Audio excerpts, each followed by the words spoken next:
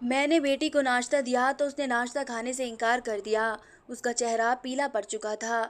उसकी हालत आज भी मुझे अजीब लग रही थी, लेकिन मैं जिद कर रही थी कि वह स्कूल जाएगी। उसका ज़रूरी टेस्ट है।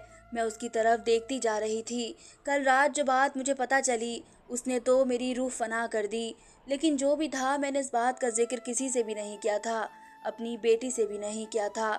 मुझे नहीं मालूम कि उससे इस बात का अंदाज़ा है भी या नहीं, क्योंकि उसकी उम्र सिर्फ 18 साल थी और वह स्कूल जाती थी। उम्र तो उसकी कॉलेज जाने की थी, लेकिन बचपन में मैं बहुत बीमार हो गई थी, जिसकी वजह से मैंने उसका एडमिशन लेट करवाया था। उसने अपना बैग उठाया और घर से बाहर की तरफ जाने लगी। मैं उसे जाता हुआ देख रही थी। वह रोज़ाना पैदल अपनी सहेलियों के साथ स्कूल जाती थी। स्कूल थोड़े से ही फासले पर था। मोहल्ले की चंद लड़कियां खड़ी होती थी और सब साथ में मिलकर स्कूल जाया करती थी। इस तरह उन्हें अकेलेपन का एहसास नहीं होता था। जैसे ही मेरी बेटी घर से बाहर निकलने के लिए उठी और जैसे ही मैंने अपनी सियाह चादर उठाई, वह चादर मेरी बहुत पुरानी चादर थी, जो शायद मेरी बेटी को याद ही नहीं, वरना वह पहचान जाती। मैंने चादर अपने वजूद से लपेटी और अपना चेहरा भी उस चादर से ढक लिया। जूते बदले। मेरे ये जूते मैंने कल ही पड़ोसन से लिए थे, ताकि मेरी बेटी मेरे जूते भी ना पहचान सके। मैं बहुत तेज़ी से घर के पीछे वाले दरवाजे से निकली, जो पिछली गली की तरफ खुलता था। मैंने उस दरवाजे को इसलिए निकलने की सोची कि मेरी बेटी को पता न चल सके कि मैं उसका पीछा कर रही हूँ, क्योंकि कल रात वाले बयान के बाद मुझ पर यकीन हो गया था कि मैं पता करूँगी जो कुछ हुआ है वह क्यों और कैसे और कब हुआ है, और इस सारे हिस्से में मेरी बेटी का कोई कसूर है या वह बिल्कुल मासूम है। ये भी हो सकता था कि मेरी बेटी कसूरवार होती, और ये भी हो सकता था कि उसके साथ जुल्म हुआ है। दोनों सूरतों में मुझे इस बात की तह में जाना ज़रूरी था। मैं तो इस बात पर हैरान और परेशान थी कि इतनी बड़ी बात मेरी बेटी ने मुझसे छुपाई थी, और उसमें मेरी गलती थी, क्योंकि मैंने कभी भी अपनी बेटी से दोस्ताना रवैया नहीं रखा था, हमेशा उस पर सख्ती की थी। मैं ज़माने के तजुर्बे से गुजर चुकी थी। मेरे पति ने मुझे तलाक देकर दूसरी शादी की थी, और मैं एक बेटी के साथ न जाने कहाँ कहाँ फिरती थी। बड़ी मुश्किल से मैं कमाने के काबिल हुई और छोटे से घर में रहने लगी, तब जाकर मुझे दिमागी सुकून आया। लेकिन उस सारे समय मैं अपनी बेटी से दूर होती चली गई, और हमारे बीच वह दोस्ताना रिश्ता ना बन सका जो माँ बेटी का होता है। शायद इसलिए उसने मुझसे हर बात छुपाना शुरू कर दिया था, लेकिन मैं इतनी बड़ी बात मुझसे छुपाएगी मुझे उम्मीद नहीं थी। मैंने घर का दरवाज़ा बंद किया और तेज़ी से उस तरफ आ गई जिस तरफ से मेरी बेटी स्कूल जा रही थी। मैं आज पैदल चलती हुई उसका पीछा कर रही थी। मैंने देखा मेरी बेटी की चाल अजीब सी हो रही थी। उसे चलने में भी मुश्किल आ रही थी, और मैं जानती थी कि क्यों उससे चला नहीं जा रहा है। ऐसी हालत में तो एक मजबूत औरत से भी चला नहीं जाता। वह तो मेरी 18 साल की बेटी थी। मैं ये देखकर हैरान हुई थी कि उसने दूसरा रास्ता लिया, जो उसके स्कूल जाने के लिए नहीं था। मैंने सोचा कि मेरी बेटी ने स्कूल जाने के लिए अलग रास्ता चुन लिया है। हालांकि उसकी सहेलियां तो पुराने रास्ते से जा रही थी। वह अपनी सहेलियों के साथ शामिल नहीं हुई थी। उनसे अलग होकर अलग रास्ते पर चलती जा रही थी, और मैं उसके पीछे चलती जा रही थी। उसने एक बार भी पीछे मुड़कर नहीं देखा, वरना मैं बहुत ज़्यादा आगे थी कि अगर उसने मुझे देख लिया तो वह समझ जाएगी कि मैं इसकी जासूसी कर रही हूँ। मेरी हैरत की इंतहा न रही जब वह स्कूल जाने की बजाय एक गली में मुड़ गई और आगे चलती रही। वह चलती जा रही थी। अभी सुबह का पहर था और मौसम थोड़ा ठंडा था, वरना दोपहर में तो बहुत गर्मी हो जाती है। मैं अपनी बेटी के पीछे चलती जा रही थी। मुझे कुछ भी नहीं मालूम था कि वह कहाँ जा रही है, लेकिन मुझे किसी अनहोनी का एहसास हो गया था, और मुझे इतना अंदाज़ा हो चुका था कि जो बात कल रात डॉक्टर के क्लिनिक में मुझ पर खुली है, इसका मेरी बेटी को बखूबी पता होगा, और वह बिल्कुल भी मासूम नहीं है। जो कुछ हुआ इसमें ज़रूर इसका कसूर है। इसकी हरकत ही बता रही थी। अपनी बेटी के इतने बड़ा गुनाह का सोचकर तो मेरी रूह कब्ज़ होने लगी थी। चलते चलते मेरा तो सांस फूलने लग गया था। मैं सोच रही थी कि मेरी बेटी हालत में कैसे चल रही है। आपकी क्या मजबूरी है जो इसकी हालत में भी इतनी दूर तक चली जा रही है।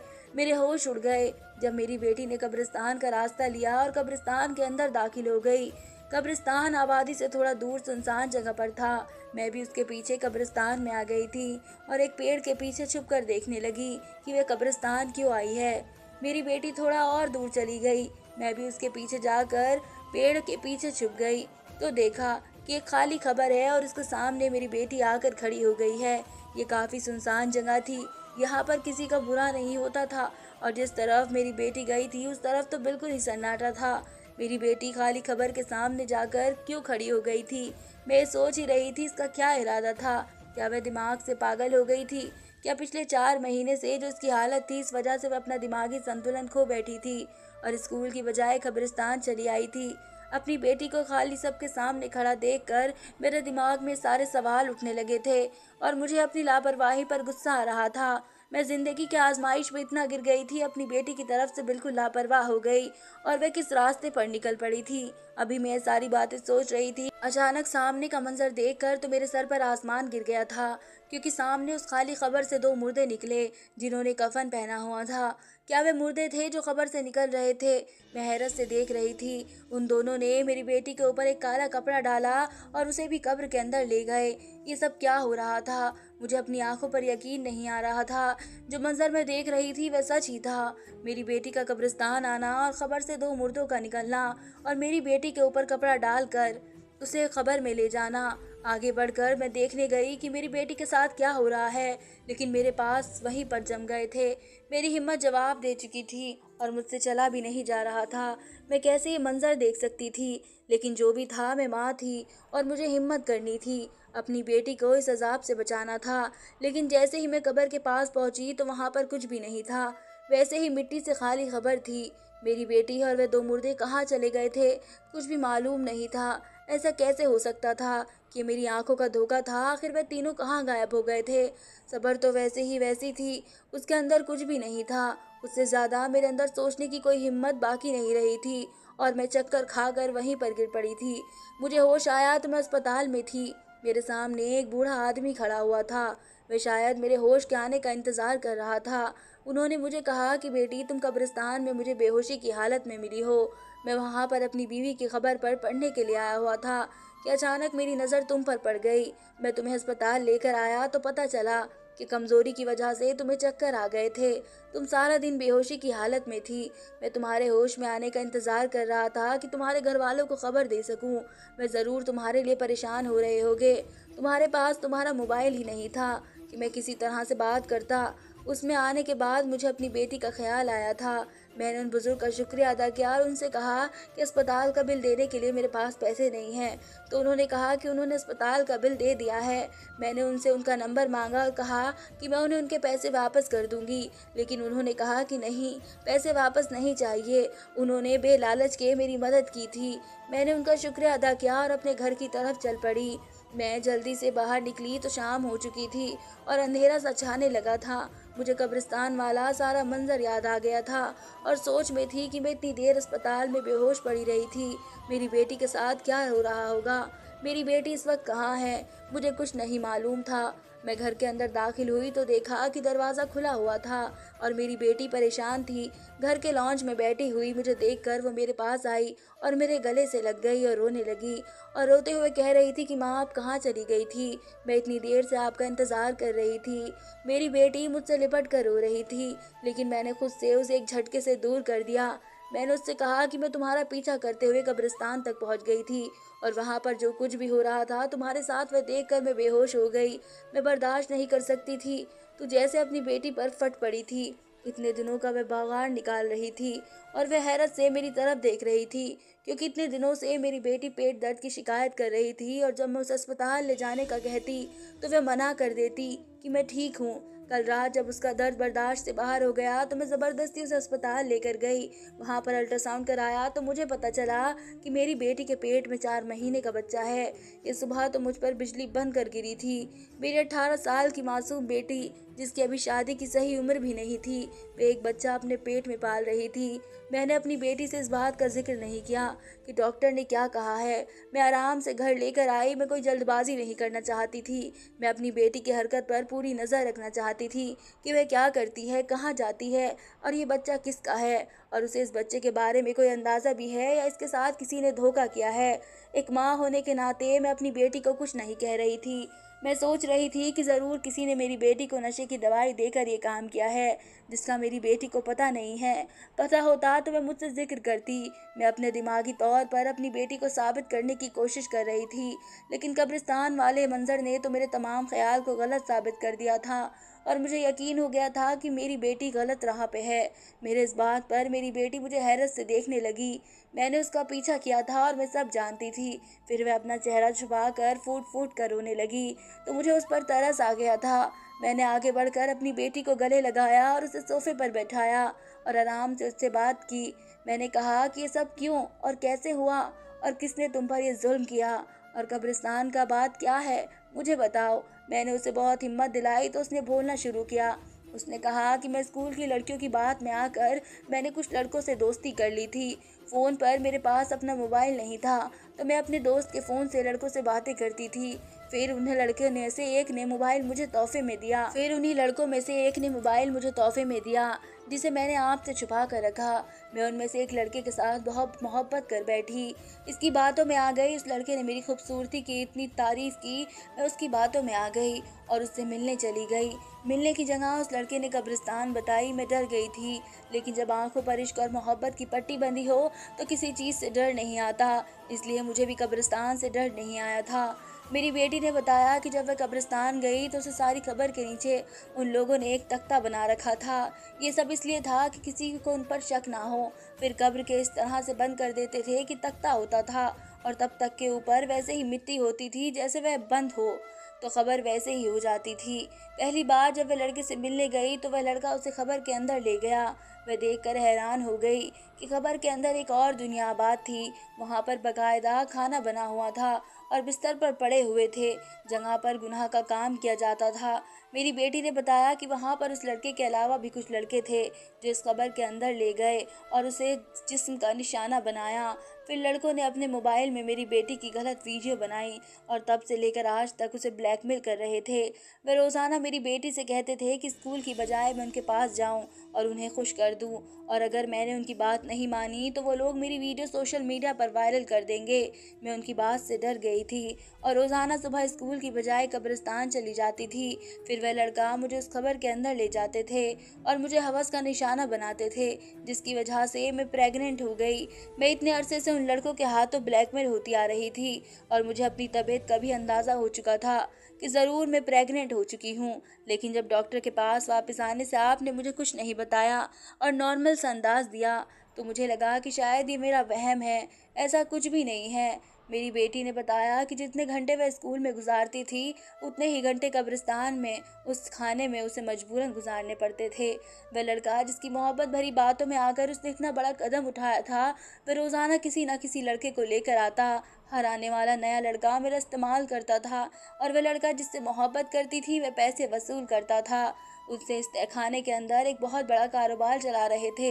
वह लोग स्कूल की कमसिन बच्चों को अपनी मोहब्बत के जाल में फंसाकर उस जगह पर उन्हें लेकर आते थे।